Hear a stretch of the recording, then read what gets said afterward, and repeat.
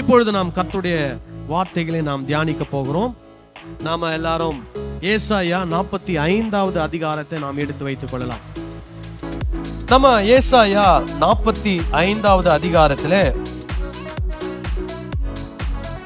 2வது வசனத்திலிருந்து 6வது வசனம் வரை உள்ள ஒரு வசனத்தை நாம் வாசித்தோம்.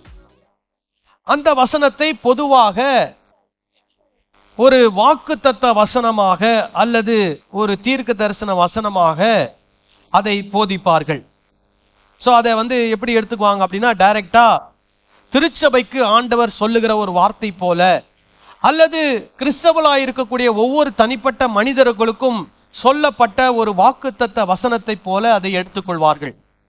ஆனால் நம்ம போன வாரம் பார்த்தோம், என்ன பார்த்தோம்னா, அந்த 1வது வசனமும் 1வது வசனத்தையும் வாசிக்கும் போது இந்த வாக்குத்தத்த வசனம் யாருக்கு சொல்லப்பட்டது என்றால், கோரேசு என்று சொல்லப்பட்ட ஒரு ராஜாவுக்காக சொல்லப்பட்டது. ஆங்கிலத்தில் சொல்லணும்னா சைரஸ். சோ அந்த சைரஸ்க்கு என்ன பேருனா, சைரஸ் த கிரேட் அப்படின்ற பேரு.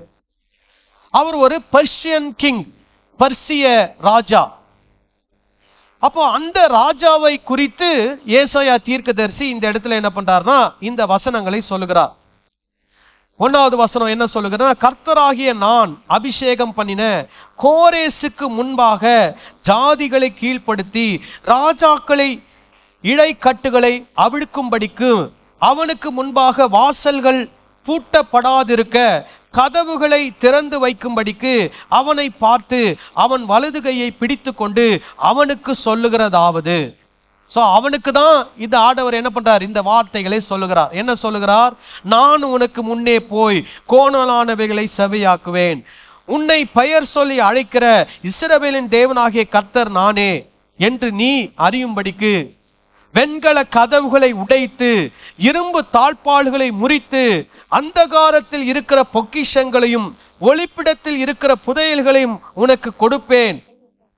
நான் என் தாசனாகிய யாக்கோபின் நிமித்தமும் நான் தெரிந்து கொண்ட இஸ்ரவேலின் நிமித்தமும் நான் உன்னை பெயர் சொல்லி அழைத்து நீ என்னை அறியாதிருந்தும் உனக்கு நாமம் தரித்தேன். நானே கர்த்தர், வேறு ஒருவர் இல்லை, என்னை தவிர தேவன் இல்லை, என்னை தவிர ஒருவரும் இல்லை என்று சூரியன் உதிக்கிற திசையிலும் அது அஸ்தமிக்கிற திசையிலும் அறியும்படிக்கு நீ என்னை அறியாதிருந்தும் நான் உனக்கு இடைக்கட்டு கட்டினேன். நானே கர்த்தர், வேறு ஒருவர் இல்லை. இப்போ இதெல்லாம் யாருக்கு சொல்றார் அப்படின்னா, கோரேசு என்ற ராஜாவுக்கு சொல்லுகிறார். சோ அப்போ போன வாரத்தினுடைய முடிவில் என்ன பார்த்தோம் அப்படின்னா, இந்த ராஜா என்ன பண்றார்னா, இஸ்ரவேல் தேசத்திற்கு உதவி செய்கிறார். இஸ்ரவேல் தேசம் தேவனால் தெரிந்து கொள்ளப்பட்ட ஒரு தேசம். அப்ப அந்த இஸ்ரவேல் தேசத்தை ஆண்டவர் தெரிந்து கொள்ளும் போது அவங்களுக்கு வேத வசன கட்டளைகளை கொடுக்கிறார். எதுக்குன்னா, அந்த தேசம் வளமாக இருக்கணும், அந்த தேசம் வலிமையாக இருக்கணும் அப்படின்றதுக்காக ஆண்டவர் சட்ட திட்டங்களை கொடுக்கிறார். ஆனால் அவர்கள் அந்த சட்ட திட்டங்களின்படி என்ன பண்ணவில்லை, வாழவில்லை. அப்போ என்ன நடக்குது, ஒரு 10 கோத்திரத்தை அசீரிய ராஜ்யம் என்ன பண்ணுனா சிறை பிடித்து கொண்டு போகிறது. 10 கோத்திரம், அதுக்கு பேர் இஸ்ரவேல் ராஜ்யம். அது வடக்கு ராஜ்யம், நார்தர்ன் கிங்டம். அசீரிய ராஜ்யம் என்ன பண்ணுது, அவங்கள சிறை பிடித்து கொண்டு போகுது. கீழே இருக்கிறது சதர்ன் கிங்டம், தெற்கு ராஜ்யம் யூதா பெஞ்சமின் கோத்திரம், அதுக்கு யூதா ராஜ்யம் அப்படின்னு பேரு. அந்த ராஜ்யத்தை பாபிலோனியர்கள் என்ன பண்றாங்க, சிறை பிடித்து கொண்டு போகிறார்கள். அப்ப பாபிலோனிய ராஜ்யம் சிறை பிடித்து கொண்டு போகும்போது அதற்கு முன்னதாகவே ஏசாயா, எசேக்கியேல் அல்லது எரேமியா போன்ற தீர்க்கதரிசிகள்லாம் என்ன பண்றாங்கன்னா, இந்த ஜனங்களுக்கு எச்சரிக்கை கொடுக்கிறார்கள். என்ன எச்சரிக்கை, நீங்கள் கர்த்தருடைய வார்த்தைக்கு கீழ்ப்படியாமல் இருக்கிறீர்கள், கர்த்தருடைய வார்த்தைக்கு கீழ்ப்படிந்தால் உங்களுக்கு பாதுகாப்பு, உங்களுக்கு நன்மை, இல்லை என்றால் ஆண்டவருடைய நியாய தீர்ப்பு உங்களுக்கு என்ன பண்ண போகிறது, வரப்போகிறது. அப்போ ஆண்டவருடைய நியாய தீர்ப்பு எப்படி வருது அப்படின்னா, இந்த சிறையிருப்பின் மூலமாக வருகிறது. அப்போ சிறையிருப்புல அநேகர் என்ன பண்ணப்படுறாங்க, பல மற்ற தேசங்களுக்கு கொண்டு போகப்படுகிறார்கள். அப்போ அந்த தேசங்களுக்கு போகும்போது ஆண்டவருக்கு கீழ்ப்படியாதவர்கள் பெரும்பான்மையாக போகிறார்கள். அதுல யாரும் பாதிக்கப்படுறா அப்படின்னா ஆண்டவருடைய வார்த்தைக்கு கீழ்ப்படிந்தவர்களும் என்ன பண்ணப்படுகிறார்கள்? பாதிக்கப்படுகிறார்கள். அப்போ ஆண்டவருடைய வார்த்தைக்கு கீழ்ப்படிந்து பாதிக்கப்பட்டவர்களுக்கு தீர்க்கதரிசிகள் என்ன சொல்றாங்கன்னா நம்பிக்கையின் வார்த்தைகளை சொல்லுகிறார்கள், வாக்குத்தத்த வார்த்தைகளை சொல்லுகிறார்கள். அதுல சில நம்பிக்கையின் வார்த்தைகள் என்னன்னா, நான் இதோ ஒரு புதிய காரியத்தை செய்வேன், நான் உன்னை மறுபடியும் கூட்டி சேர்ப்பேன், நான் உன்னை மறுபடியும் கட்டுவேன், நான் மறுபடியும் உன்னை என்ன பண்ணுவேன்? ஆசீர்வதிப்பேன். இந்த மாதிரி எல்லாம் வாக்குத்தத்த வசனங்கள் யாருக்கு? கர்த்தருடைய வார்த்தைக்கு கீழ்ப்படிந்து பாதிக்கப்பட்டவர்களுக்கு. அதே மாதிரி கர்த்தருடைய வார்த்தைக்கு கீழ்ப்படியாமல் பாதிக்கப்பட்டு மனம் திரும்பினவர்களுக்கும் அந்த வாக்குத்தத்தம் என்னாகிறது? பொருந்துகிறது. அப்போ அவங்க முதல்ல கர்த்தருக்கு கீழ்ப்படியல, இப்ப பாதிக்கப்பட்டுட்டாங்க, இப்ப கர்த்தருக்கு கீழ்ப்படுகிறாங்க. அப்போ அந்த வாக்குத்தத்த வசனம் யாருக்கும் பொருந்துது? மனம் திரும்பி வருகிறவர்களுக்கும் அது என்ன பண்ணுகிறது? பொருந்துகிறது. சோ அந்த மாதிரி தான் இந்த வசனம் இஸ்ரவேல் ஜனங்களுக்கு ஒரு நம்பிக்கையின் வார்த்தையாக சொல்லப்படுகிறது. என்ன நம்பிக்கையின் வார்த்தை? நீங்கள் என்ன பண்ண போறீங்க? சிறைப்பட்டு போக போறீங்க. ஆனா ஆண்டவர் ஒரு ராஜாவை எழுப்ப போகிறார். அந்த ராஜா உங்களை மறுபடியும் எங்க வர வைக்க போறாரு? உங்களுடைய சொந்த தேசத்துக்கு வர வைக்க போறாரு. இப்ப அந்த ராஜா தான் யாரு? கோரேஸ் ராஜா. அப்போ இந்த 45வது அதிகாரத்துல 2ஆம் வசனத்துல இந்த 6ஆம் வசனம் வரைக்கும் சொல்லப்படுகிறது இஸ்ரவேல் தேசத்துக்கு சொல்லப்படுகிறது அல்ல, கோரேஸ் ராஜாவுக்கு சொல்லப்படுகிறது. ஏன்னா கோரேஸ் ராஜா மேல ஆண்டவர் ஒரு திட்டம் வச்சிருக்கிறார். என்ன திட்டம்? 44வது அதிகாரம் 28வது வசனத்தை வாசிங்க. கோரேசை குறித்து அவன் என் மேய்ப்பன், அவன் எருசலேமை நோக்கி நீ கட்டப்படு என்றும் தேவாலயத்தை நோக்கி நீ அஸ்திபாரப்படு என்று சொல்லி எனக்கு பிரியமானதை எல்லாம் நிறைவேற்றுவான் என்று சொல்லுகிறவர் நான். அப்போ கோரேஸ் ராஜா என்ன பண்ண போகிறான்? ஆண்டவருக்கு பிரியமானதை எல்லாம் என்ன பண்ண போகிறானா? நிறைவேற்ற போகிறான். அவன் செய்ய போகிறது என்ன? அவன் அந்த எருசலேமை நோக்கி என்ன சொல்ல போகிறான்? கட்டப்படு என்று சொல்ல போகிறான். தேவாலயத்தை நோக்கி நீ அஸ்திபாரப்படு என்று என்ன பண்ண போகிறான்? சொல்ல போகிறான். அப்போ நல்லா இருந்தவங்க பாதிக்கப்பட்டு பாபிலோனுக்கு போயிட்டாங்க. இப்ப கோரேஸ் ராஜா மூலமாக அவங்க எங்க வர போறாங்க? மறுபடியும் அவங்களுடைய சொந்த தேசத்துக்கு வர போறாங்க. சொந்த தேசத்துல வந்து தங்களுடைய நகரத்தை அவங்க என்ன பண்ண போறாங்க? கட்ட போறாங்க. தங்களுடைய ஆலயத்தை அவங்க என்ன பண்ண போறாங்க? கட்ட போறாங்க.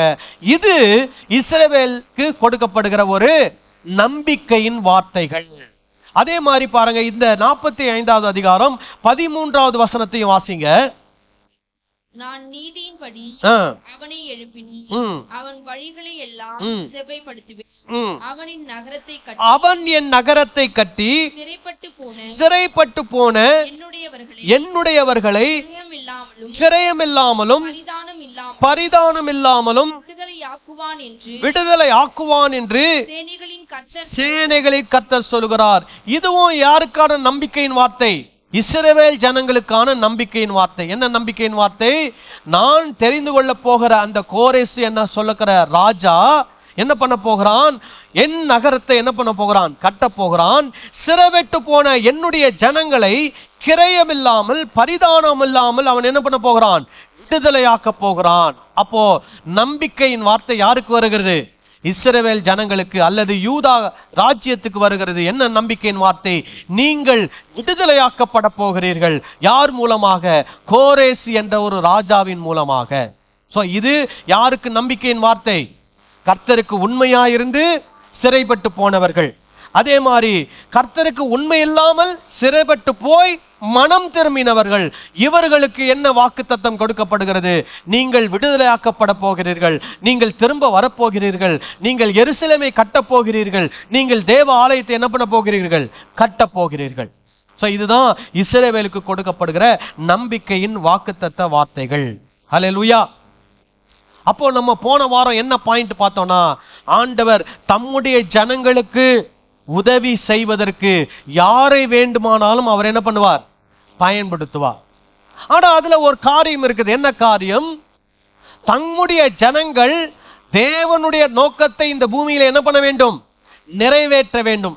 அப்படி யார் தேவ நோக்கத்தை நிறைவேற்றுகிறார்களோ அவர்களுக்கு தேவன் யார் மூலமாக வேண்டுமானாலும் என்ன பண்ணுவார்? உதவிகளை செய்வார். ஹல்லேலூயா. சரி, இது முதல் பாயிண்ட். இரண்டாவது பாடம் என்ன இதுல இருந்து நம்ம கத்துக்கிறோம் அப்படின்னா, ஆண்டவர் அவர் நீதி உள்ள நியாயாதிபதி. அவர் நீதியும் செய்கிறவர், நம்பிக்கையையும் கொடுக்கிறவர். சோ நீதி செய்கிறது யாருக்காக? யாரு அக்கிரமம் செய்யறாங்களோ, அநியாயம் செய்யறாங்களோ அவங்களுக்கு நியாய தீர்ப்பை நீதியாய் என்ன பண்ணுவார்?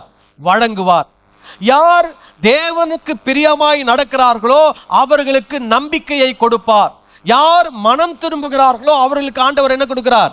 நம்பிக்கையை கொடுக்கிறார். இப்ப நீங்க இந்த வசனத்துல நீங்க வாசிக்கும் போது ஆண்டவர் சொல்றாரு, 4வது வசனம், நான் என் தாசனாகிய யாக்கோபின் நிமித்தமும் நான் தெரிந்து கொண்ட இஸ்ரவேலின் நிமித்தமும் நான் உன்னை பெயர் சொல்லி அழைத்து நீ என்னை அறியாதிருந்தும் உனக்கு நாமம் தரித்தேன். அப்போ இது கோரேச ஆண்டவர் என்ன பண்றாராம்? பெயர் சொல்லி அழைக்கிறார். அவன் கோரேசுக்கு யார் பத்தி தெரியாது? இஸ்ரவேலின் தேவன், இந்த அண்ட சராசரத்தை உருவாக்கின ஆண்டவரை பற்றி யாருக்கு தெரியாது? கோரேசுக்கு தெரியாது. அதனாலதான் சொல்றாரு, நீ என்னை அறியாதிருந்தும் உனக்கு நாமம் தரித்தேன். உனக்கு ஒரு பேரை நான் சொல்லி இருக்கிறேன்.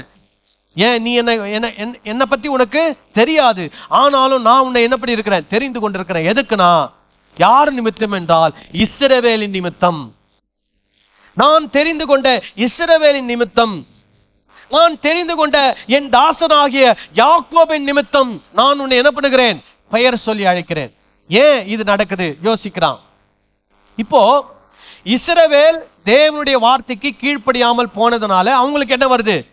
நியாய தீர்ப்பு வருது. நியாய தீர்ப்பு வரும்போது அசிரிய ராஜா வந்து அவங்களை சிறைப்பிடித்துட்டு போறான். பாபிலோனிய ராஜா வந்து அவங்களை என்ன பண்றான்? சிறைப்பிடித்துட்டு போறான். சரி, அதே நேரத்துல இந்த அசீரிய ராஜாவும் பாபிலோனிய ராஜாவும் அவங்களும் என்ன பண்ணியிருக்கிறாங்க? நிறைய அக்கிரமங்கள், அநியாயங்களை பண்ணியிருக்கிறாங்க. அப்போ இஸ்ரவேல் பண்ண அக்கிரமத்துக்கு நியாயம் தீர்க்கிற ஆண்டவர் யாருக்கும் நியாய தீர்ப்பு கொடுக்கணும்? அசீரியாவுக்கும் நியாய தீர்ப்பு கொடுக்கணும், பாபிலோனுக்கும் என்ன கொடுக்கணும்? நியாய தீர்ப்பு கொடுக்கணும். அப்ப இந்த இடத்துல யாருக்கு நியாய தீர்ப்பு வருகிறது? பாபிலோனுக்கு நியாய தீர்ப்பு வருகிறது. யார் மூலமாக? யார் மூலமாக? கோரேசு மூலமாக. சோ கோரேசு வந்து என்ன பண்றாரு? பாபிலோனிய ராஜ்யத்தை என்ன பண்ணுகிறார்? தோற்கடிக்கிறார். அவர்கள் தோற்கடிக்கப்படுகிறார்கள். அந்த ராஜ்யம் என்ன பண்ணுகிறது? அதோடு ஒரு முடிவுக்கு வருகிறது. பாபிலோனிய ராஜ்யம் ஒரு முடிவுக்கு வருகிறது. சோ கோரேசு வந்து என்ன பண்ணுகிறார்? பாபிலோனை தோற்கடிக்கிறார். கோரேசு மூலமாக யாருக்கு நியாய தீர்ப்பு உண்டாகிறது? பாபிலோனுக்கு நியாய தீர்ப்பு. புரியுதா நான் சொல்றது? பாபிலோன் மூலமாக இஸ்ரவேலுக்கு நியாய தீர்ப்பு வந்தது. இப்போ கோரேசு மூலமாக யாருக்கு நியாய தீர்ப்பு வருகிறது? பாபிலோனுக்கு நியாய தீர்ப்பு வருகிறது. நான் சொல்றது விளங்குச்சா? அதுதான் ஆண்டவர் இங்க சொல்றாரு, என் தாசனாகிய யாக்கோபின் நிமித்தம், நான் தெரிந்து கொண்ட இஸ்ரவேல் நிமித்தம் அப்படின்னு. யார் தெரிந்து கொள்றாராம்? கோரேசை தெரிந்து கொள்கிறார். எதற்காக? கோரேசு பாபிலோனை சிறைப்பிடித்து அந்த அந்தரங்கத்தில் இருக்கக்கூடிய பொக்கிஷங்களை, புதையல்களை எடுத்து இஸ்ரவேலை விடுதலையாக்கி இஸ்ரவேலுக்கு என்ன கொடுக்கணும்? அந்த பொக்கிஷங்களை, புதையல்களை கொடுத்து தேவாலயத்தை கட்ட, எருசலேம் நகரத்தை கட்ட அவர்களுக்கு என்ன கொடுக்கணும்? அனுமதி கொடுக்கணும். இது யாருடைய திட்டத்தில் வருகிறது? தேவனுடைய திட்டத்தில் வருகிறது. ஹல்லேலூயா. அப்போ ஆண்டவர் நீதியுள்ள நியாயாதிபதி. அப்போ யாரெல்லாம் அக்கிரமம் செய்கிறார்களோ, அவங்க தேவனால் தெரிந்து கொண்டவர்களானாலும் சரி, தேவனால் தெரிந்து கொள்ளப்படாதவர்களானாலும் சரி, அவரவர் செய்யக்கூடிய தீமைக்கு ஆண்டவர் என்ன கொடுக்க போகிறார்? நியாய தீர்ப்பை கட்டாயமா என்ன பண்ண போறார்? கொடுக்க போகிறார். ஒரு ஆமென் சொல்லலாமா? ஹல்லேலூயா. நிறைய விதத்துல நம்ம நினைப்போம், நான் ஆண்டவருக்கு பிரியமா நடக்கிறேன், ஆனா நிறைய பேர் ஆண்டவருக்கு பிரியாம இல்லாம பெரிய அக்கிரமத்தெல்லாம் செய்யறாங்க. அவங்க செய்கிற அக்கிரமத்துல நானும் என்ன பண்ணப்படுகிறேன்? பாதிக்கப்படுகிறேனே. இது என்ன நியாயம்? இது என்ன நீதி அப்படின்னு நம்ம நினைப்போம். ஆனால் ஒண்ணு மட்டும் ஞாபகம் வச்சுக்கணும், இது வரலாறில் நடந்த ஒரு சம்பவம். வரலாறு திரும்ப திரும்ப என்ன பண்ணும்? நடக்கும். ஹிஸ்டரி ரிப்பீட்ஸ் அப்படின்னு சொல்லுவாங்க. அப்போ வரலாறு திரும்ப திரும்ப நடக்கும்னா என்ன அர்த்தம்? ஆண்டவர் அந்தந்த நேரத்துல யார் யாருக்கு நீதி நியாயத்தை வழங்க வேண்டுமோ அவர்களுக்கு என்ன பண்ணுவார்? நீதி நியாயத்தை கட்டாயமா வழங்குவார். சரி, நான் நன்மை செய்தேன், நான் நீதி செய்தேன், பாதிக்கப்பட்டேன். அந்த பாதிக்கப்பட்டவர்களுக்கு ஆண்டவர் என்ன கொடுக்கிறார்? நம்பிக்கையின் வார்த்தைகளை என்ன பண்ணுகிறார்? கொடுக்கிறார். உனக்கு நம்பிக்கை உண்டு, நீ கவலைப்படாத. என்ன நம்பிக்கை? உனக்கு நித்திய ஜீவன் உண்டு. ஹல்லேலூயா. இந்த உலகத்துல நீங்க அநேக கஷ்டங்களை நீங்க சந்திச்சிருக்கலாம், உங்களுக்கு அநேக தீமைகளை ஜனங்கள் செய்திருக்கலாம், அநேக அநியாயங்களை நீங்கள் சந்தித்திருக்கலாம். ஆனால் நீங்கள் கர்த்தருடைய வார்த்தையின்படி நீதியாய் நியாயமாய் நடந்திருப்பீர்களானால் ஆண்டவர் உங்களுக்கு கொடுக்கிற நம்பிக்கையின் வார்த்தை என்ன? உனக்கு நித்திய ஜீவன் உண்டு, கவலைப்படாதே, உனக்கு நித்திய ஜீவனை நான் என்ன பண்ண போகிறேன்? கொடுக்க போகிறேன். ஹல்லேலூயா. இது இரண்டாவது. மூணாவது, ஆண்டவரை நாம் கேள்வி கேட்க முடியாது. என்ன கேள்வி கேட்க முடியாதுன்னா, ஆண்டவர் தாம் நினைப்பதை, தம்முடைய சித்தத்தை என்ன பண்ணுகிறார்? நிறைவேற்றுகிறார். நாம் அவரை ஏன் என்று என்ன பண்ண முடியாதான்? கேட்க முடியாது. அதுதான் இரண்டாவது பகுதியில் வருகிறது. சோ இந்த இரண்டாவது பகுதியை நம்ம வாசிக்க போறோம் ஒவ்வொரு வசனமாக. அப்போ அதை கூர்மையா கவனித்து கொண்டு வாங்க. 7வது வசனத்திலிருந்து நான் உங்களுக்கு சொல்றேன். நான் சொல்லுற வார்த்தையெல்லாம் நோட் பண்ணுங்க. அது அப்பதான் நமக்கு அதை என்ன பண்ணோம்? முழுசா நம்ம புரிஞ்சுக்க முடியும். இரண்டாவது பகுதி 7வது வசனத்திலிருந்து நம்ம வாசிப்போம். ஒளியை படைத்து, நல்லா பாருங்க, அந்த படைத்து என்ற வார்த்தையை நோட் பண்ணிக்கோங்க. ஒளியை படைத்து இருளையும் உண்டாக்கினேன். படைத்து உண்டாக்குறது அப்படின்னா என்னது? வேற வேறையா? ஒன்னா? படைக்கிறது உண்டாக்குறது வேற வேறையா? ரெண்டும் ஒண்ணு. அதையும் நோட் பண்ணிக்கோங்க. படைத்து உண்டாக்கினேன். ஓகே. அப்புறம் சமாதானத்தை படைத்து தீங்கையும் உண்டாக்குகிறவர் நானே. அப்புறம் செய்கிறவர். அப்போ கர்த்தர் எல்லாவற்றையும் செய்ய வல்லவர் என்பதை இந்த இடத்துல என்ன பண்ணுகிறார்? சொல்லுகிறார். தொடர்ந்து வாசிப்போம். வானங்களே உயர இருந்து சொரியுங்கள், ஆகாய மண்டலங்கள் நீதியை பொழிய கடவது. பூமி திறவுண்டு ரட்சிப்பின் கனியை தந்து நீதியும் கூட விளைவதாக. கர்த்தராகிய நான் இவைகளை உண்டாக்குகிறேன். கர்த்தராகிய நான் இவைகளை என்ன பண்ணுகிறேன்? உண்டாக்குகிறேன். சோ வானங்கள் பூமியில் என்ன சொரிதான்? மழையை என்ன பண்ணுகிறது? சொரிகிறது. அதே மாதிரி பூமி திறவுண்டு ரட்சிப்பின் கனியை தந்து நீதியும் கூட என்ன பண்ணுவது? விளைவதாக. சோ ரட்சிப்பு, நீதி இதெல்லாம் என்ன பூமியில வருகிறது, உண்டாகிறது. அதற்கும் காரணம் யாரு? ஆண்டவர். மழை பெய்வதற்கு காரணம் ஆண்டவர். வானங்களை உண்டாக்கினவர் ஆண்டவர். பூமியை உண்டாக்கினவர் ஆண்டவர். பூமியிலிருந்து திறந்து பூமியிலிருந்து கனிகள் வருவது யார் உண்டாக்கினது? ஆண்டவர். பூமியிலிருந்து வரக்கூடிய தண்ணீரை உண்டாக்கினது யார்? ஆண்டவர். சோ இதெல்லாம் என்ன சொல்ல வராரு? நான் தான் எல்லாவற்றையும் என்ன பண்ணியிருக்கிறேன்? உண்டாக்கி இருக்கிறேன் அப்படின்னு ஆண்டவர் சொல்றார். அப்புறம் மண்ணோடுகளுக்கு ஒத்த ஓடாயிருந்தும் தன்னை உருவாக்கினவரோடே வழக்காடுகிறவனுக்கு ஐயோ. சோ வழக்காடுகிறவனுக்கு அப்படின்றார். வழக்காடுகிறவன் அப்படின்னா என்ன? கூட கூட என்ன பண்றது? பேசுறது. கூட கூட பேசி என்ன சொல்றது? தங்களுடைய நியாயத்தை அவங்களுக்கு முன்னாடி என்ன பண்றது? வைக்கிறது. அதுதான் என்னது? வழக்காடுகிறது. இப்ப இவர் என்ன சொல்றாரு? மண் ஓடுகளுக்கு ஒத்த அப்படின்னா என்ன? பானை உடைச்சிங்கன்னா அது என்னது? மண் ஓடு. அப்ப அந்த ஓடுக்கு ஈக்குவலா இருக்கக்கூடிய ஒரு மனிதன் தன்னை உருவாக்கின தேவனோடு வழக்காடலாமா? அப்படி வழக்காடினால் அவனுக்கு என்னவா? ஐயோ. அப்புறம் களிமண் தன்னை உருவாக்கினவனை நோக்கி, பாருங்க, படைத்த உருவாக்கின என்ற வார்த்தை மறுபடியும் என்ன பண்ணிட்டே இருக்குது?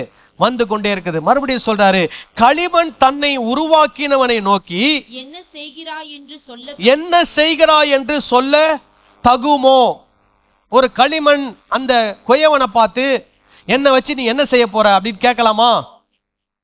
சொல்லுங்க, கேட்க முடியாது. கொயவன் என்ன செய்யணும்னு நினைக்கிறாரோ அதை என்ன பண்ணுவார்? அவர் செய்வார். அதை ஒரு பானை ஆக்குவார், அல்லது ஒரு சட்டி ஆக்குவார், அல்லது ஒரு குடமாக்குவார், அல்லது ஒரு சின்ன விளக்காக்குவார். அவர் மைண்ட்ல என்ன செய்யணும்னு அவர் தீர்மானிக்கிறார், அதை என்ன பண்ணுவார்? செய்வார். அப்ப அந்த களிமண் கொயவனை பார்த்து என்ன கேட்க முடியாது? என்ன வச்சு நீ என்ன செய்ய போறேன்னு என்ன பண்ண முடியாது, கேட்க முடியாது. அப்புறம் உன் கிரியையானது ஆ, அவருக்கு கைகள் இல்லை என்று சொல்லலாமோ? உன் கிரியையானது அவருக்கு அப்படின்னா அந்த களிமண் அந்த குயவனை பார்த்து சொல்லலாமா, உனக்கு கை இல்லைன்னு சொல்லலாமா அப்படின்னு கேட்கிறார். இதெல்லாம் யார் கேள்வி எழுப்புறா? ஆண்டவர் கேள்வி எழுப்புறார். சோ இந்த 7வது வசனத்துல இருந்து 10வது சேர்த்து வாசித்துருங்க. தகப்பனை நோக்கி தகப்பனை நோக்கி ஏன் ஜெனிப்பித்தாய் ஏன் ஜெனிப்பித்தாய் என்றும் தாயை நோக்கி ஏன் பெற்றாய் என்றும் சொல்லுகிறவனுக்கு ஐயோ.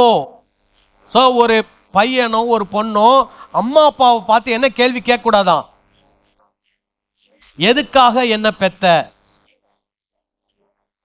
அப்படின்ற கேள்வி என்ன பண்ணக்கூடாது, கேட்க கூடாது. அப்படி கேட்டா அது என்னவா, ஐயோ. அது ஆண்டவர் சொல்றாரு.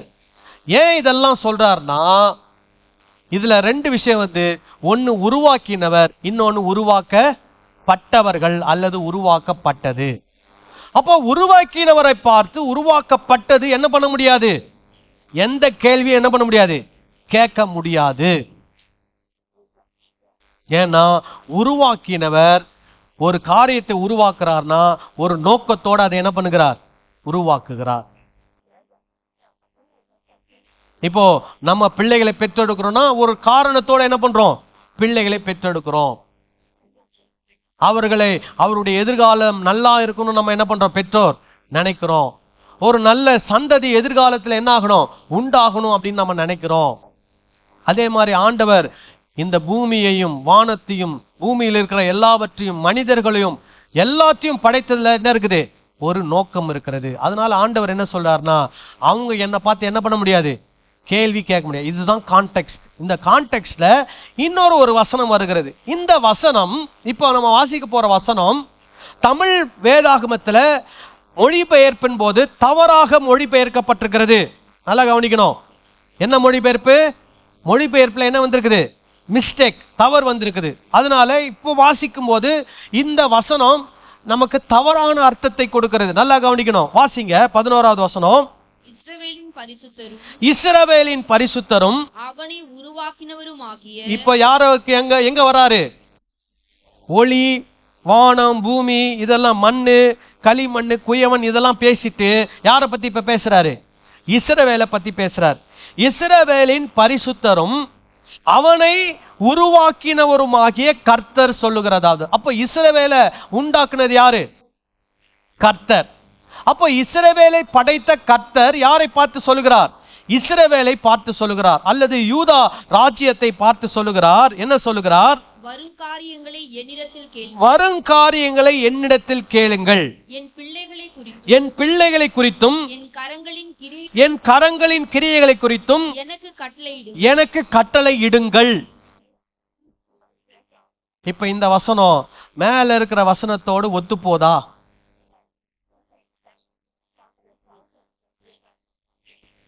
என் பிள்ளைகளை குறித்தும் வரும் காரியங்களை குறித்தும் என்னிடத்தில் என்ன பண்ணுங்கள், கேளுங்கள். என் கரங்களின் கிரியைகளை குறித்து எனக்கு என்ன பண்ணுங்கள், கட்டளையிடுங்கள். இந்த வசனத்தை இப்படியே எடுத்துக்கிட்டு நிறைய பேர் என்ன தெரியுமா சொல்றாங்க, நம்ம ஆண்டவருக்கு என்ன சொல்லணும் தெரியுமா, கட்டளையிடணும். என்ன கட்டளையிடணும்,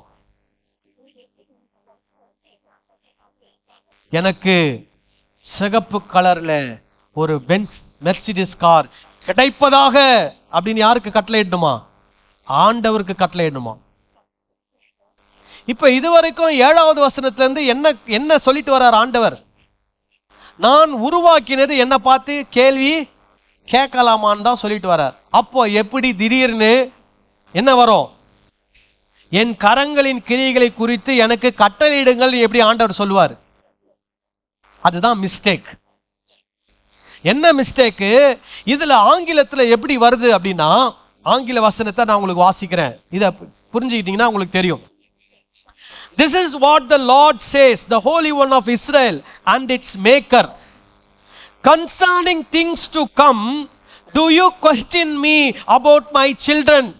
நீ என்னை கேள்வி கேட்கலாமா? Do you question me? வரும் காரியங்களை குறித்தும் என் பிள்ளைகளை குறித்தும் நீ என்னிடத்தில் கேள்வி கேட்கலாமா? அப்படிதான் ஆண்டவர் கேட்கிறார். அடுத்தது பாருங்க, R give me orders about the work of my hands. question mark. இங்க question mark இருக்குது ஆங்கிலத்துல. என்ன கேள்வி கேட்கிறாரு? என்னுடைய கரங்களின் கிரியைகளை குறித்து நீ எனக்கு கட்டளை இடுவாயோ? question mark. ஆனா தமிழ் பைபிள்ல எப்படி மாறி இருக்குது? மொழிபெயர்ப்பு மிஸ்டேக், டிரான்ஸ்லேஷன் மிஸ்டேக். என்ன மிஸ்டேக் பண்ணியிருக்கிறாங்க? ஆண்டவர்கிட்ட கேளுங்க, ஆண்டவருக்கு கட்டளை கொடுங்க அப்படின்ற மாதிரி டிரான்ஸ்லேட் பண்ணியிருக்கிறாங்க. ஆனா 7வது வசனத்திலிருந்து நீங்க வாசிச்சுட்டு வந்தீங்கன்னா அதுல இருந்து என்ன சொல்லிட்டு வர்றார் ஆண்டவர்? எந்த கிரியைகளும் களிமண்ணும் யாருக்கிட்ட கேள்வி கேட்க முடியாது.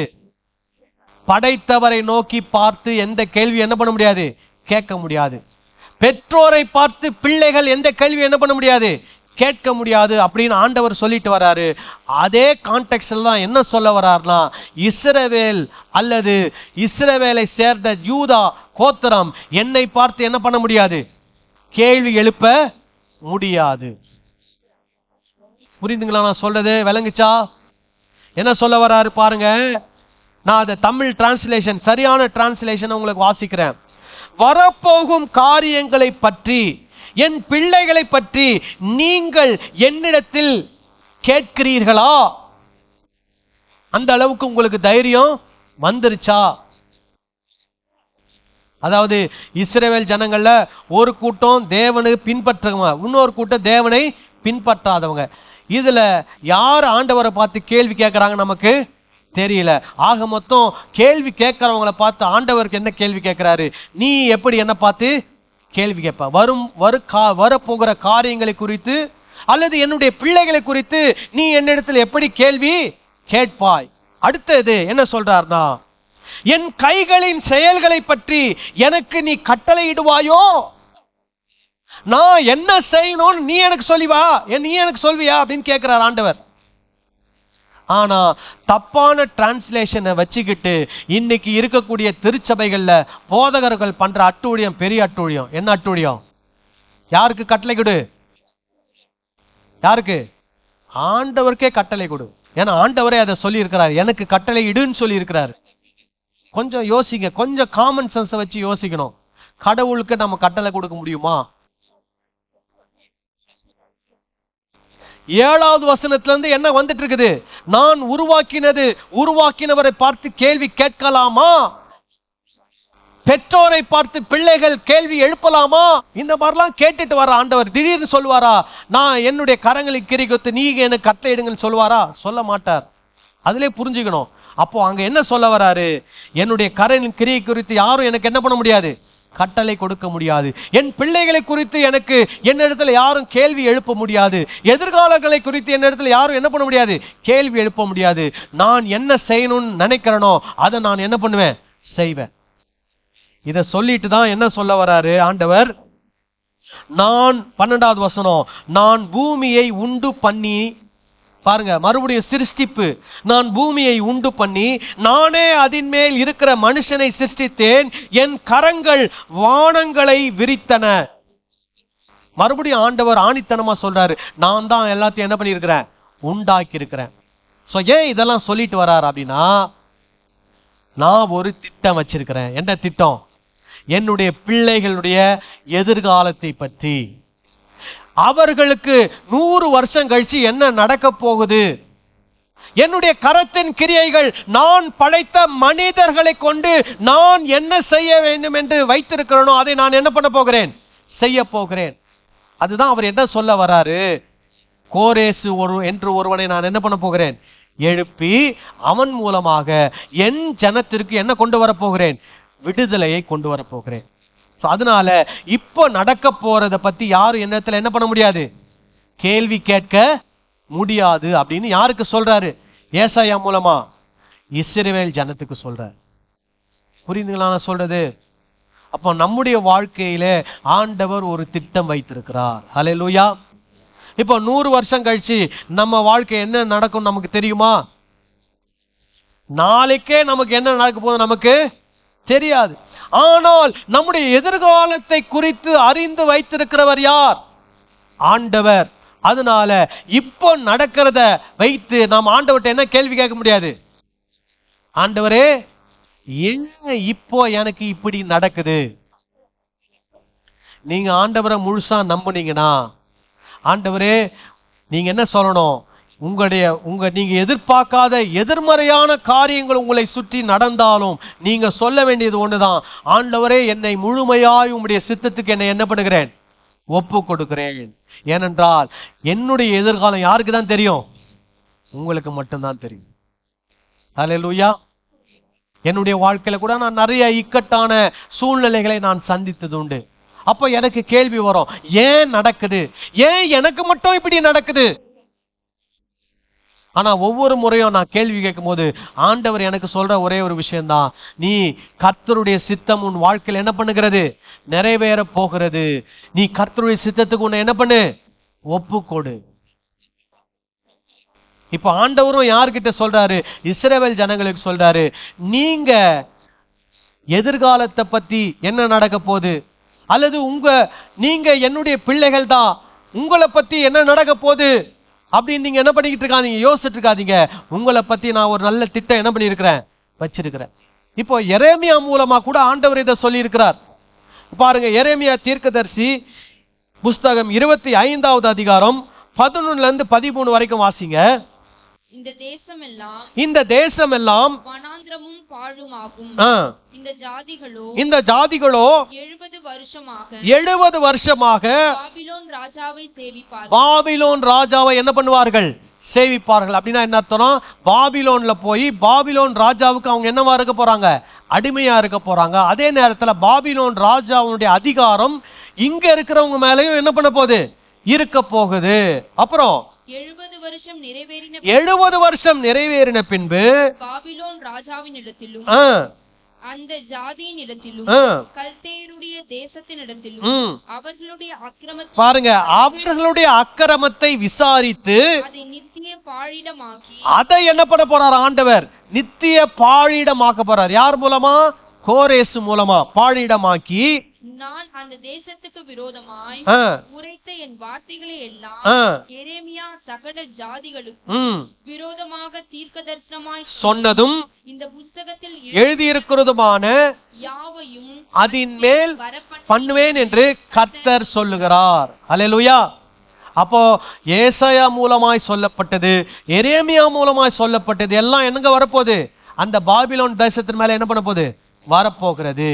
கோரேசு இதெல்லாம் என்ன பண்ண போறாரு? பாபிலோன் மேல செய்ய போறாரு. செய்ததுக்கு அப்புறம் ஆண்டவருடைய ஜனங்கள், ஆண்டவருடைய பிள்ளைகள், அவர்கள் என்ன பண்ண போகிறார்கள்? விடுவிக்கப்பட போகிறார்கள். அவர்கள் மறுபடியும் அவருடைய தேசத்துக்கு என்ன பண்ண போகிறார்கள்? அனுப்பப்பட போகிறார்கள். இதெல்லாம் யாருடைய திட்டம்? ஆண்டவருடைய திட்டம். மறுபடியும் பாருங்க, எரேமியா 29வது அதிகாரத்திலையும் ஆண்டவர் ஒரு சில விஷயங்களை சொல்றார். எரேமியா மூலமா 10வது வசனத்திலிருந்து வாசிப்போம். பாபிலோனிலே 70 வருஷம் நிறைவேறின பின்பு. அப்படின்னா என்ன அர்த்தம்னா, பாபிலோனுக்கு இந்த ஜனங்கள் சிறைப்பட்டு போவதற்கு முன்பதாகவே எரேமியா சொல்றார். என்ன சொல்றார்னா, நீங்க பாபிலோன்ல 70 வருஷம் என்ன பண்ண போகிறீங்க? சிறைப்பட்டு இருக்க போறீங்க. You will be taken as captives to Babylon for 70 years. அப்போ 70 வருஷம் முடிஞ்சாதான் நீங்க என்ன பண்ணுவீங்க? திரும்பி வருவீங்க அப்படின்னு எரேமியா முன்னாடி என்ன பண்றாரு? தீர்க்க தரிசனம் சொல்றாரு. எரேமியா சொல்றது என்ன? நீங்க சிறைப்பட்டு போறது, எத்தனை வருஷம் அங்க சிறைப்பட்டு இருப்பீங்கன்றது எரேமியா சொல்றது. ஏசாயா சொல்றது என்ன? எந்த ராஜா மூலமா உங்களுக்கு என்ன பண்ண போகுது? விடுதலை கிடைக்க போகிறது. எந்த ராஜா மூலமா மறுபடியும் உங்க இடத்துக்கு நீங்க வர போறீங்கன்றது யார் சொல்றது? ஏசாயா சொல்றது. சரி, இந்த எரேமியா மறுபடியும் என்ன சொல்றாரு பாப்போம். பாபிலோனிலே 70 வருஷம் நிறைவேறின பின்பு நான் உங்களை சந்தித்து உங்களை இவ்விடத்துக்கு திரும்பி வர பண்ணும்படிக்கு உங்கள் மேல் என் நல் வார்த்தையை நிறைவேற பண்ணுவேன் என்று கர்த்தர் சொல்லுகிறார். என்ன சொல்றாரு? 70 வருஷம் நிறைவேறின பின்பு யாருக்கு சொல்றாரு? யூதா ராஜ்யத்தை பார்த்து சொல்லுகிறார். எரேமியா மூலமா சொல்றார். என்ன சொல்றாரு? நீங்க பாபிலோனுக்கு போயிடுவீங்க. பாபிலோன்ல 70 வருஷம் நிறைவேறின பின்பு நான் உங்களை சந்தித்து உங்களை இவ்விடத்திற்கு திரும்பி வர பண்ணும்படிக்கு உங்கள் மேல் என் நல் வார்த்தையை நிறைவேற பண்ணுவேன் என்று கர்த்தர் சொல்லுகிறார். அதோடு விடல, அடுத்த வசனத்தை வாசிங்க. ஏன்னா இந்த வசனத்தை வச்சு கூட இன்னைக்கு இருக்கக்கூடிய போதகர் பண்ற அட்டூழியம், அநியாயம் அதேகம். அடுத்த வசனத்தை வாசிப்போம். நீங்கள் எதிர்பார்த்திருக்கும் முடிவை உங்களுக்கு கொடுக்கும்படிக்கு நான் உங்கள் பேரில் நினைத்திருக்கிற நினைவுகளை அறிவேன் என்று கர்த்தர் சொல்லுகிறார். இதையும் அவுட் ஆஃப் கான்டெக்ஸ்ட் எடுத்துட்டு என்ன சொல்றது? ஆண்டவர் உங்க வாழ்க்கையில ஒரு பெரிய திட்டம் வச்சிருக்கிறாரு, ஒரு நோக்கம் வச்சிருக்கிறாரு. ஏன்னா கர்த்தர் நினைத்திருக்கிற நினைவுகள் பெரியவைகள். நீங்கள் எதிர்பார்த்திருக்கும் முடிவை ஆண்டவர் உங்களுக்கு என்ன பண்ண போறார்? கொடுக்க போகிறார். நான் என்ன முடிவு எதிர்பார்க்கிறேன்? ஒவ்வொருத்தரும் ஒன்று எதிர்பார்ப்போம். நம்ம எதிர்பார்க்கறதெல்லாம் கர்த்தர் என்ன பண்ண போறதில்ல, செய்ய போறதில்ல. இந்த வசனம் எரேமியா மூலமா யாருக்கு சொல்லப்பட்டது? யூதா ஜனங்களுக்கு சொல்லப்பட்டது. என்ன சொல்றார் ஆண்டவர்? நீங்க 70 வருஷம் அங்க இருப்பீங்க, மறுபடியும் 70 வருஷம் கழிச்சு எங்க வர போறீங்க? உங்க சொந்த தேசத்துக்கு வர போறீங்க. நான் சொன்ன வார்த்தையை என்ன பண்ண போறேன்? நிறைவேற பண்ண போறேன். ஏன்னா உங்களை பற்றி நான் ஒரு காரியத்தை என்ன பண்ணியிருக்கிறேன்? நினைத்து வைத்திருக்கிறேன். நீங்க எதிர்பார்க்கிற முடிவு என்ன? அவங்க என்ன எதிர்பார்ப்பாங்க? உங்களை எல்லாரையும் பிடிச்சிட்டு போய் ஸ்ரீலங்காவில் இருக்கக்கூடிய இல்ல அந்தமான்ல இருக்கிற ஜெயில போட்டுறாங்கன்னு வைங்க. நீங்க எல்லாம் என்ன நினைப்பீங்க? என்ன நினைப்பீங்க? அந்தமான்லயே வாழ்க்கையை என்ன பண்ணுவோம்? ஓட்டிடுவோம். அந்தமான்ல ஒரு 10 ஏக்கர்ல ஒரு தீவு வாங்கிடுவோம் யோசிப்பீங்களா? என்ன யோசிப்பீங்க சொல்லுங்க?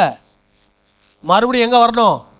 எங்க சொந்த ஊருக்கு வரணும், தமிழ்நாட்டுக்கு வரணும், சென்னைக்கு வரணும், எங்க வீட்டுக்கு போகணும். இங்க வந்து என்ன பண்ணணும்? இருக்கணும். அதுதான் நீங்க எதிர்பார்க்கிற முடிவு. அததான் எரேமியா மூலமா இஸ்ரவேல் யூதா ஜனங்களுக்கு ஆண்டவர் சொல்றாரு, நீங்கள் எதிர்பார்க்கிற முடிவை உங்களுக்கு என்ன பண்ணுவேன்?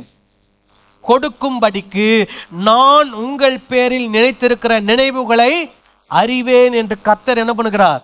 சொல்லுகிறார். கர்த்தருடைய நினைவு என்ன? என்ன நினைவு?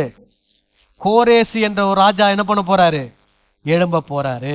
அவர் என்னுடைய தாசன், என்னால் தெரிந்து கொள்ளப்பட்டவன், என்னுடைய மெய்ப்பன், நான் விரும்பினைகளை அவன் என்ன பண்ண போகிறான்? செய்ய போகிறான். அதுதான் கர்த்தருடைய நினைவு. அவன் எழும்பி பாபிலோனை என்ன பண்ண போகிறான்? தோற்கடிக்க போகிறான். தோற்கடிச்சிட்டு இஸ்ரவேல் ஜனத்தை எங்க அனுப்ப போறான்? மீண்டும் அவங்களுடைய சொந்த ஊருக்கு என்ன பண்ண போறான்? அனுப்ப போறான். இதுதான் கர்த்தர் இஸ்ரவேல் ஜனத்தை கொண்டு நினைத்திருக்கிற ஒரு நினைவு. அதை தான் யார் மூலமாக சொல்லுகிறார்? எரேமியா மூலமாக சொல்லுகிறார். அல்லேலூயா. இப்போ நம்மளை பத்தி ஆண்டவர் வைத்திருக்கிற நினைவு என்ன? அவரோடு நித்தியத்துல நாம என்ன பண்ண போறோம்? இணைக்கப்பட போறோம். அல்லேலூயா. ஏற்கனவே தேவராஜன் நமக்குள்ள என்ன பண்ணிருக்குது? வந்திருக்கிறது. ஏற்கனவே நித்திய ஜீவனை ஆண்டவர் நமக்கு என்ன பண்ணியிருக்கிறார்? கொடுத்திருக்கிறார். இப்பொழுது நாம் சரீரத்திலே அந்த நித்திய ஜீவனில் இருக்கிறோம். பிற்காலங்களிலே சரீரத்துக்கு வெளியிலே தொடர்ந்து அந்த நித்திய ஜீவனிலே நாம் என்ன பண்ணுவோம்? காணப்படுவோம். அதுதான் தேவன் நம்மை பற்றி நினைத்திருக்கிற நினைவு. ஆமீன் சொல்லலாமா? அல்லேலூயா. நல்லா புரிஞ்சுக்கணும். எரேமியா தீர்க்கதரிசி பாபிலோனுக்கு போன யூதா ஜனங்களுக்காக பேசுறது இது. மறுபடியும் 10ல இருந்து வாசிப்போமா? மறுபடியும் உங்களுக்கு தெளிவா புரிஞ்சுக்கிறதுக்காக சொல்றேன். 10ல இருந்து வாசிங்க. பாபிலோனிலே 70 வருஷம் நிறைவேறின பின்பு நான் உங்களை சந்தித்து உங்களை இவ்விடத்திற்கு என்ன பண்ணுவேன்? திரும்பி வர பண்ணும்படிக்கு உங்கள் மேல் என் நல் வார்த்தையை நிறைவேற பண்ணுவேன் என்று கர்த்தர் சொல்லுகிறார். நீங்கள் எதிர்பார்த்திருக்கும் முடிவை உங்களுக்கு கொடுக்கும்படிக்கு நான் உங்கள் பேரில் நினைத்திருக்கிற நினைவுகளை அறிவேன் என்று கர்த்தர் சொல்லுகிறார், அவைகள் தீமைக்கல்ல சமாதானத்துக்கு ஏதுவான நினைவுகளே. ஹல்லேலூயா. சோ ஆண்டவர் இஸ்ரவேல் ஜனத்தை வைத்திருக்கக்கூடிய நினைவு என்ன? தீமைக்கான நினைவு அல்ல. என்ன நினைவா? சமாதானத்துக்கு ஏதுவான நினைவு. என்ன நினைவு? கோரேஸ் என்ற ஒரு ராஜா எழும்புவான், பாபிலோனை தோற்கடிப்பான், தம்முடைய ஜனங்களை கையில காசை கொடுத்து பொக்கிஷங்களை கொடுத்து எருசலேம் தேவாலயத்திலிருந்து திருடி கொண்டு வந்த எல்லா பொருட்களையும் கையில கொடுத்து என்ன பண்ணுவான்? அனுப்பி மறுபடியும் எருசலேம் நகரத்தையும் தேவாலயத்தை என்ன பண்ண போகிறான்? கட்ட வைக்க போகிறான். இதுதான் இஸ்ரவேல் தேசத்தை குறித்து தேவன் நினைத்திருக்கிற நினைவுகள்.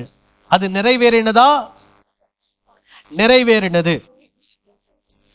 ஏசாயா தீர்க்க தரிசனம் சொன்னது 675 கிறிஸ்துவுக்கு முன் 675 ஆண்டிலே.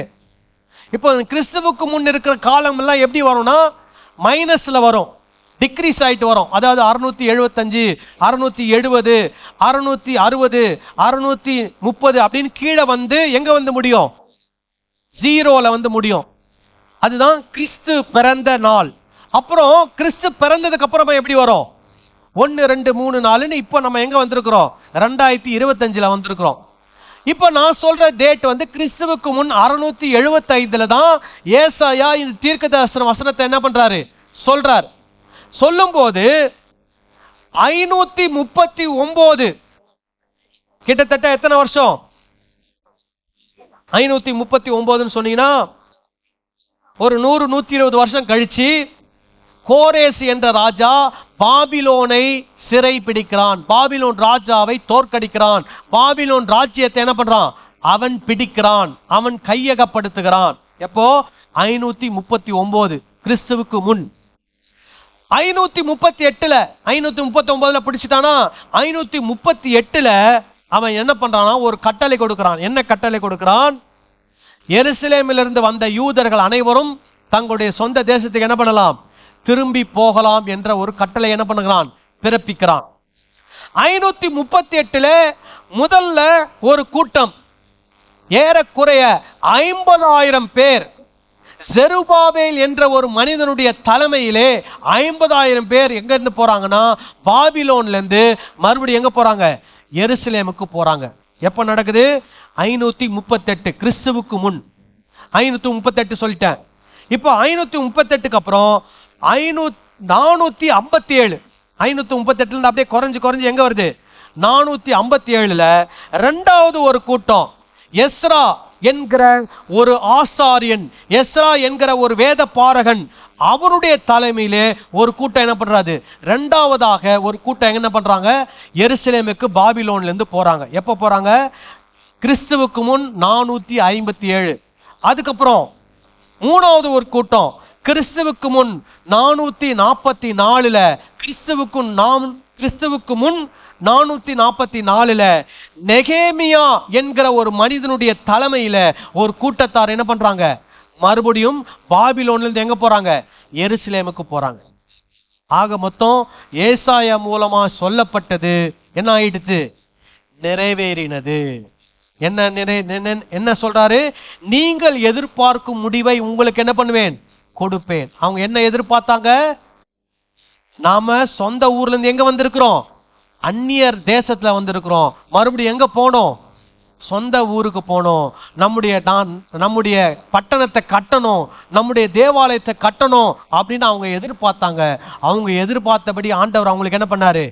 கோரேசு மூலமாய் அதை ஆரம்பித்து அதை 3 முறையாக அது நடப்பித்து எல்லாரும் என்ன பண்றாங்க? தங்களுடைய சொந்த தேசத்துக்கு போறாங்க. சிலர் அந்த தேசத்துல இறந்து போயிடுறாங்க. உதாரணத்துக்கு தானியேல் பாபிலோனுக்கு போனவர் அங்கேயே இருந்து வயசாகி என்ன பண்ணிட்டார்? இறந்து போயிட்டார். சோ அவர் மறுபடியும் அவர் சொந்த ஊருக்கு என்ன பண்ணல? போகல.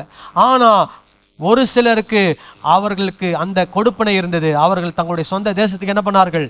70 ஆண்டு கழித்து போனார்கள். இதுல இருந்து நம்ம என்ன பாடம் கத்துக்கிறோம்? நம்முடைய வாழ்க்கையில் ஆண்டவர் ஒரு திட்டத்தை என்ன பண்ணியிருக்கிறார்? வச்சிருக்கிறார். அதனால நம்மளுக்கு நடக்கக்கூடிய காரியங்களை குறித்து நாம் என்ன பண்ணக்கூடாது? ஆண்டவரிடத்துல ஏன், எதுக்கு, ஏன் எனக்கு மட்டும் அப்படின்னு நீங்க என்ன பண்ணாதீங்க? கேட்காதீங்க. உங்க வாழ்க்கையை முழுசா ஆண்டவர் கையில என்ன பண்ணுங்க, அர்ப்பணிங்க. ஏன்னா அவர் நம்மை படைத்தவர். எதற்காக படைத்தார் என்று அவருக்கு தெரியும். அந்த நோக்கத்தை நம்முடைய வாழ்க்கையில ஆண்டவர் என்ன பண்ணுவார், கட்டாயமா நிறைவேற்றுவார். ஏன் எனக்கு இந்த சூழ்நிலை, ஏன் எனக்கு மட்டும் ஏன் இப்படி நடக்குது, ஏன் ஏன் ஏன் நிறைய கேள்வி நம்ம எழுப்பலாம். ஆனா நீங்க ஆண்டவர் உண்மையா நம்புறவங்களா இருந்தா, ஆண்டவர் உண்மையா நம்புறவங்களா இருந்தா, நான் ஒரு உதாரணம் மட்டும் சொல்லி முடிக்கிறேன். நான் வந்து +2 படிக்கும்போது maths, physics, chemistry, computer science இதை தான் நான் எடுத்தேன். Maths, physics, chemistry, computer science எடுத்தேன். நான் என்ஜினியரிங் படிக்க வேண்டிய ஒரு ஸ்டூடெண்ட். அந்த காலத்துல எனக்கு மேக்ஸ்ல வந்து என்ன என்ன கட் ஆஃப்னா, மேக்ஸ், பிசிக்ஸ், கெமிஸ்ட்ரியில 120 மார்க் எடுக்கணும். ஏன்னா அவுட் ஆஃப் 200 120 எடுத்தாதான் என்ஜினியரிங் காலேஜுக்கு எலிஜிபிள். நான் வந்து மேக்ஸ்ல 112 மார்க், 8 மார்க் கம்மி.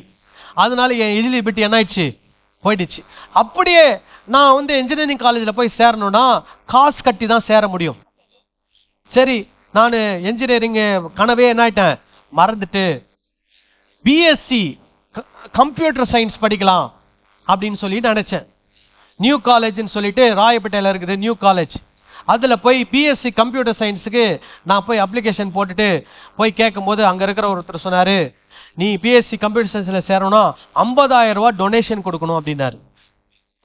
1994 நல்லா கேட்டுக்கோங்க, 1994 1994 50,000 டொனேஷன் கொடுத்து தான் எனக்கு என்ன சீட் கிடைச்சிருக்கும், பிஎஸ்சி கம்ப்யூட்டர் சயின்ஸ். என் கூட படிச்ச ஒரு ஃப்ரெண்டு அதே பிஎஸ்சி கம்ப்யூட்டர் சயின்ஸ் படிச்சு எம்சிஏ படிச்சு இன்னைக்கு அவன் அமெரிக்கால இருக்கிறான், கம்ப்யூட்டர் கம்பெனில வேலை செய்யறான், அமெரிக்கால ஃபேமிலியா செட்டில் ஆயிருக்கிறான். பிஎஸ்சி கம்ப்யூட்டர் சயின்ஸ் படிச்சு எம்சிஏ படிச்சு கம்ப்யூட்டர் லைன்ல போனவன். ஸோ நானும் அப்படி படிச்சிருந்தேன்னா என்ன இருப்பேன், எம்சிஏ படிச்சு இன்னைக்கு ஒரு பெரிய சாஃப்ட்வேர் கம்பெனில சீனியர் லெவல்ல ஒரு பொசிஷன்ல இருந்திருப்பேன். சரி, அங்க சீட்டு கிடைக்கல. எங்க அப்பா கிட்ட வந்து சொன்னேன், இந்த மாதிரி இந்த காலேஜ்ல 50,000 டொனேஷன் கேட்கறாங்க அப்படின்னு. எங்க அப்பா சொன்னாரு, டொனேஷன்லாம் கொடுக்க முடியாது, எந்த காலேஜ்ல உன்னை சேர்த்துக்கிறானோ அந்த காலேஜில் சேர்ந்து படின்னு சொல்லிட்டார். கடைசியில எனக்கு சீட்டு கிடைச்ச காலேஜ் எதுனா பிரசிடென்சி காலேஜ். எந்த இதுல எனக்கு சீட்டு கிடைச்சதுன்னா பிஏ இங்கிலீஷ் லிட்ரேச்சர்ல எனக்கு சீட் கிடைச்சது. யோசிங்க, நான் இன்ஜினியரிங் படிக்க வேண்டிய ஆளு, கம்ப்யூட்டர் படிக்க வேண்டிய ஆளு, எதை போய் படிச்சுட்டு இருந்தேன், பிஏ இங்கிலீஷ் லிட்ரேச்சர்ல போய் சேர்ந்து படிச்சேன். நான் ஆண்டவருடைய சித்தத்துக்கு என்ன பண்ணேன், எனக்கு ஏன் நான் பிஏ இங்கிலீஷ் லிட்ரேச்சர்ல போய் சேர்ந்தேன்னு எனக்கும் தெரியாது. நானும் அதை படிச்சேன். ஏன்னா எங்க அப்பா சொல்லிட்டாரு, எதுல சீட் கிடைக்குதோ அது சேர்ந்து படின்ட்டார். படிச்சேன், எம்பிஏ இங்கிலீஷ் லிட்ரேச்சர் படிச்சேன். படிச்சு முடிச்சோன்னு எங்க போயிட்டேன், பைபிள் காலேஜ் போயிட்டேன். பைபிள் காலேஜ்லாம் போய் படிச்சு முடிச்சுட்டு வரேன்.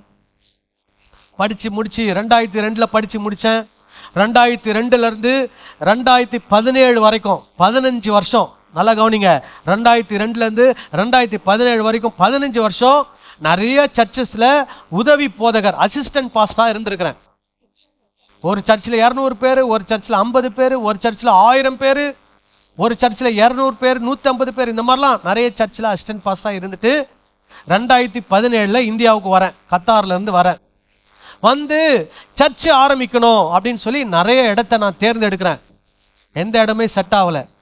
அப்ப எங்க அப்பா சொல்றாரு, நம்முடைய இடம் அயனம்பாக்கத்துல ஒண்ணு இருக்குதுப்பா, சும்மா தான் இருக்குது, அந்த இடத்துல நீ என்ன பண்ணு, ஒரு ஷெட்டு போட்டு ஆரம்பின்றார். சரின்னு வந்து இந்த இடத்த வந்து பார்த்தா ஒரு கிராமம். இந்த இடத்துல இந்த சந்து பாத்தீங்கன்னா மண் ரோடு, பள்ளம் மேடுமா இருக்கும். இந்த இடம் ஒரே புல் புதரா இருந்த ஒரு இடம். இங்க வந்து பாக்குறேன், இந்த இடத்த எங்க அப்பா 1994 50,000 கொடுத்து வாங்கியிருக்கிறார்.